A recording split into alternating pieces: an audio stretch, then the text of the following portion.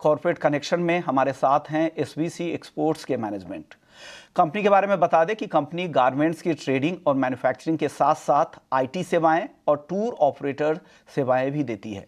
कारोबार विस्तार के लिए फंड जुटाने का कंपनी का क्या प्लान है, कंपनी के कारोबार में किस सेगमेंट में ज़्यादा ग्रोथ है और मार्जिन को लेकर क्या गाइडेंस है, ऑनलाइन कारोबार विस्तार की क्या रणनीति है, इन तमाम मुद्दों पर आज हम उनसे चर्चा करने वाले हैं। और चर्चा करने के लिए कंपनी के एसवीसी एक्सपोर्ट्स के एमडी गोविंद गुप्ता हमारे साथ जुड़ गए हैं। गोविंद जी, सबसे पहले बहुत बहुत शुक्रिया, आपने ईटी नाउ स्वदेश को वक्त दिया है। सबसे पहला मेरा सवाल ये होगा कि आप लोगों का विस्तार की, एक्सपेंशन की क्या योजनाएं हैं और कैसे आप इसके लिए फंड रेज करने वाले हैं और क्या तरीका होगा, उसके बारे में हमारे दर्शकों को बताइए। नमस्कार विश्व मोहन जी। नमस्कार पहले सर। तो मैं आपका धन्यवाद करूंगा कि आपने हमें आमंत्रित किया अपने चैनल में। और अगर हम बात करते हैं कंपनी के विस्तार की, तो अभी हम मेजर, जैसे आपने बताया कि हम 3 वर्टिकल्स में हैं। एक तो गारमेंट्स में, और आईटी सपोर्ट सर्विसेज में, और ट्रैवल इंडस्ट्री में। तो हमने काफी पीछे अनाउंसमेंट भी दी थी कि हमने काफी आक्रामक विस्तार योजना अपनाई हुई है।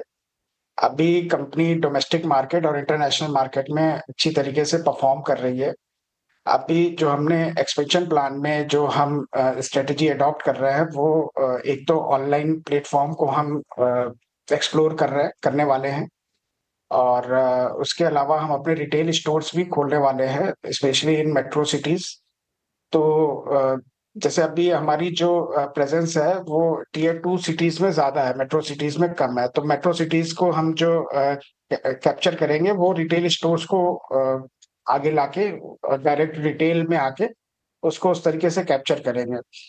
और जैसे कि आईटी सपोर्ट सर्विसेज में हमारे पास कई सारे government, state government, central government के प्रोजेक्ट्स चल रहे हैं। और कई सारे प्रोजेक्ट्स हमारे और भी पाइपलाइन में हैं, जिनसे हमें अच्छे रेवेन्यू ग्रोथ की उम्मीद है। और जहाँ तक हमारी travel company tour and travel services की है, तो ये हमारी 100% सब्सिडियरी है, मौजी ट्रिप लिमिटेड के नाम से, जिसमें हम ट्रैवल सर्विसेज प्रोवाइड करते हैं। तो इसमें हमारे कई सारे टाई अप्स अभी हुए हैं, और भी टाई अप्स चल रहे हैं। नई स्कीम्स हम लॉन्च कर रहे हैं और कुछ एडिशनल टेक्नोलॉजी भी इंटीग्रेट कर रहे हैं, जिसमें हमें बहुत बढ़िया रिस्पांस इस वित्तीय साल में देखने को मिलेगा। गोविंद जी, अभी आप एक प्रमोशन का एक अच्छा जरिया आप जानते हैं। मैंने देखा कि ऑन एयर आप साफ तौर से अपने ब्रांड को दिखाते हुए दिख रहे थे, लाइटर नोट पे कहना चाह रहा था। लेकिन आपका फोकस मेट्रो शहर पे बढ़ने वाला, ये आपने एक बात की। दूसरी बात आपने की, जो कई सारे आपके पास सरकार के भी प्रोजेक्ट्स हैं और भी कई नए प्रोजेक्ट एक्विजिशन पर आपका फोकस रहने वाला है।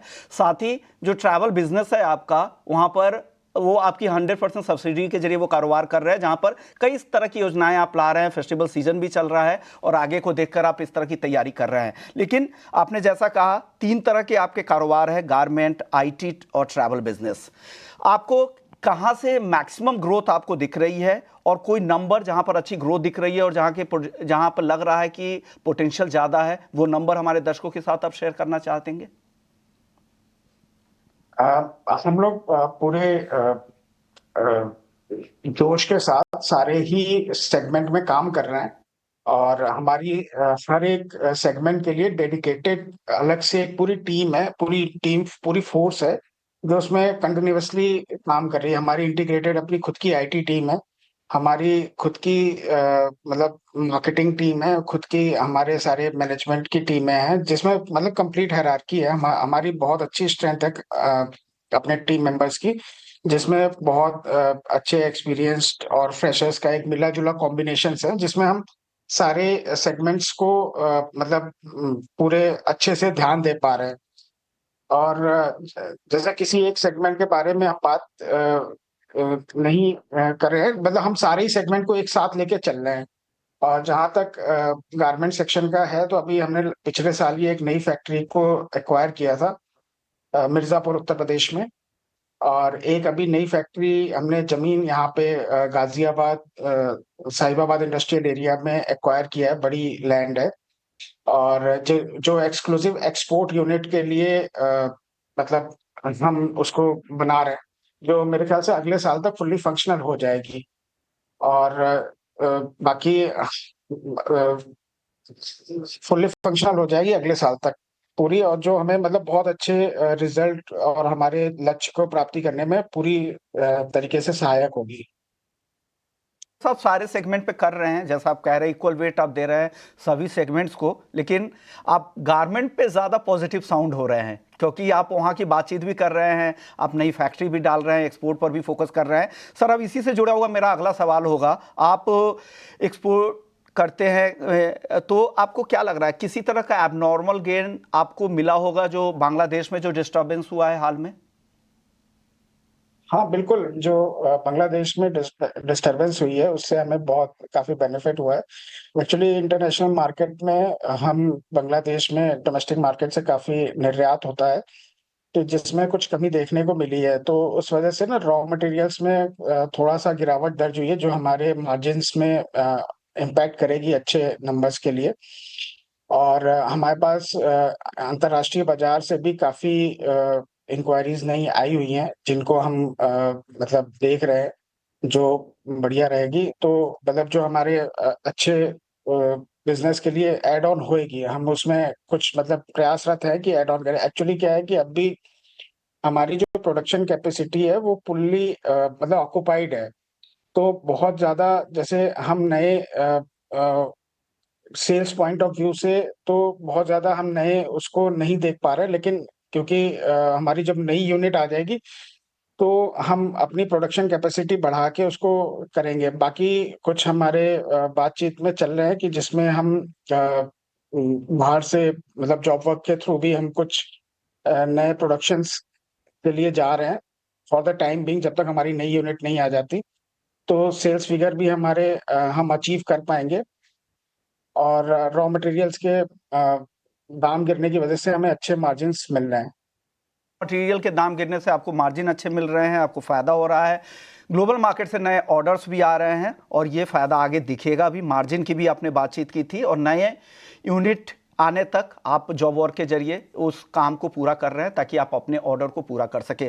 सर मार्जिन की बातचीत कर लेते हैं, मार्जिन की बात आपने छेड़ी है इस जवाब में, तो मैं जानना चाह रहा हूं कि हर सेगमेंट में किस तरह के मार्जिन आप क्लॉक कर रहे हैं और आगे मार्जिन को लेकर कुछ खास गाइडेंस आप अगर देना चाहें।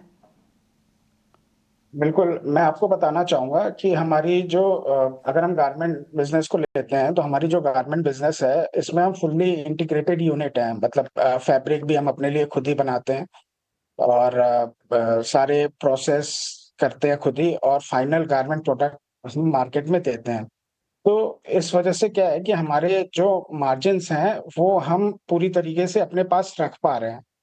और हम मार्केट में एक वैल्यू फॉर मनी प्रोडक्ट दे रहे हैं, जो कि जिसकी वजह से हमारे प्रोडक्ट्स की बहुत हाईली डिमांड है। अभी हम जैसे क्या है कि मैं आपको बता रहा हूँ, जैसे अभी हम as a brand metro cities में तो उतने एस्टेब्लिश नहीं हो पाए हैं, लेकिन जो टियर 2 सिटीज़ हैं, उनमें हम अगर डोमेस्टिक मार्केट की बात कर रहे हैं, तो उनमें हम बहुत अच्छे से एस्टेब्लिश्ड हैं और बहुत अच्छी सेल हम वहाँ से निकाल पा रहे हैं। और इंटरनेशनल मार्केट में भी हम बहुत अच्छे से हमारी डिमांड क्रिएट है। मतलब काफ़ी अच्छा एक्सपोर्ट है, और वो दिन-प्रतिदिन हमें मतलब चूँकि पूरी इंटीग्रेटेड यूनिट होने की वजह से हमें दिन-प्रतिदिन ग्रोथ देखने को मिल ही रही है। इसी वजह से हम नए-नए जैसे कि अपनी प्रोडक्शन कैपेसिटी को लगातार इंक्रीज़ कर रहे हैं, ताकि हम ज़्यादा से ज़्यादा अपने बिल्कुल, लक्ष्य को प्राप्त कर सकें। बिल्कुल सही बात है कि आपका फोकस छोटे शहरों पे अब तक ज़्यादा रहा है, आगे एक्सपैंड करने की आपकी योजना है, बड़े शहरों तक भी आप पहुंचेंगे और गारमेंट में आप फुली इंटीग्रेटेड कंपनी है, हर तरह के काम आप खुद करते हैं, इससे मार्जिन भी ज़्यादा बेहतर आपको मिल पाता होगा उस सेगमेंट में खास करके। लेकिन सर अब एक सवाल मेरा होगा बैलेंस शीट को लेकर, वहाँ पर डेट की स्थिति क्या है, उसको कम करने की आपकी क्या योजना है, उस पर अगर कुछ आप बता सकें। हाँ, बैलेंस शीट में जो हमारे डेट है, वो हमारा बैंकर है एचडीएफसी बैंक। एचडीएफसी बैंक से हमें लगभग 60 करोड़ रुपए के आसपास का डेट चल रहा है। और कुछ छोटे इंस्टीट्यूशंस और थोड़े से बैंक्स हैं, वो बहुत नॉमिनल, कुल मिला-जुला के मेरे ख्याल से 65 करोड़ के आसपास का होगा उसमें डेट, जिसको हम आने वाले समय में अपने प्रॉफिट से और कुछ हम फंड रेज़ के भी प्रोसेस में हैं। हमारी कुछ निवेशकों से और फंड से बात चल रही है। जो भी अगर कुछ फाइनल होगा तो उसकी हम सूचना देंगे, आगे आने वाले टाइम में। तो उससे भी हमारा कुछ पार्शियली इसको कम करने की योजना है। तो कर्ज को आपको घटाने के लिए आप तो ये जो प्रॉफिट्स आएंगे उसके साथ साथ आप बाकी और एक्रूअल के जरिए भी आप इसे कम करने की कोशिश करेंगे। शुक्रिया गोविंद जी, आपने वक्त दिया हमारे दर्शकों को अपनी कंपनी के बारे में, अपने कारोबार के बारे में, मार्जिन और डेट लेवल के बारे में बताया कि आगे इसे कैसे कम करने की आपकी योजना है। बहुत बहुत शुक्रिया सर। कहते एसवीसी एक्सपोर्ट्स के मैनेजमेंट से अब हम अजीत जी से समझ लेते हैं कि एसवीसी एक्सपोर्ट्स में आपको क्या करना चाहिए। आज अगर दिन के ऊपरी स्तरों के आसपास है, करीब 3% की मजबूती है, क्या करना चाहिए एसवीसी एक्सपोर्ट्स में? आपने मैनेजमेंट को सुना, कैसा लग रहा है? निवेशकों के इस लेवल पे खरीदारी करनी चाहिए क्या यहाँ पे? देखिए विश्व मोहन, स्टॉक ने अच्छा परफॉर्म किया है, खास तौर से पिछले करीब 2 सालों में। बट अगर आप पास देखेंगे, जब लिस्टिंग के टाइम से लेकर मतलब 2000 में लिस्टिंग हुई थी, जो स्टॉक करीब 115 के पास था। इसके बाद एक सिंगल डिजिट में स्टॉक का आ जाना, उसके बाद काफी लंबे कंसोलिडेशन, मतलब ऑलमोस्ट करीब 10-15 साल आपने इसमें स्टॉक में एक मेजर रेंज में ट्रेड होते हुए देखा। उसके बाद आप देख रहे हैं स्टॉक में ग्रेजुअली एक रिकवरी बनते हुए पिछले करीब 1.5-2 सालों से। तो यहाँ पे ट्रेडिंग पॉइंट ऑफ व्यू से अगर आप कुछ इनिशिएट करते हैं, कंसिडरिंग की प्राइस एक्शन अभी ठीक-ठाक है, वॉल्यूम्स ठीक-ठाक हो रहे हैं, वो एक अटेम्प्ट ज़रूर हो सकता है कि 33 के पास एक आप स्टॉप लॉस ट्रेड करें, और 36 का जो अभी प्राइस चल रहा है, अपसाइड पे मुझे लगता है कि based on the recent price action करीब 42-44 तक के लेवल्स देखने को मिल सकते हैं। तो अगर ये प्ले करना चाहते हैं, डेफिनिटली आप इसमें अटेम्प्ट कर सकते हैं। तो एंट्री कर सकते हैं, 33 रुपए का स्टॉप लॉस लगा ले और 42 से 44 रुपए तक के टारगेट के लिए आप इंतजार कर सकते हैं, ऐसा अजय जी को लगता है। शुक्रिया अजय जी। जाते जाते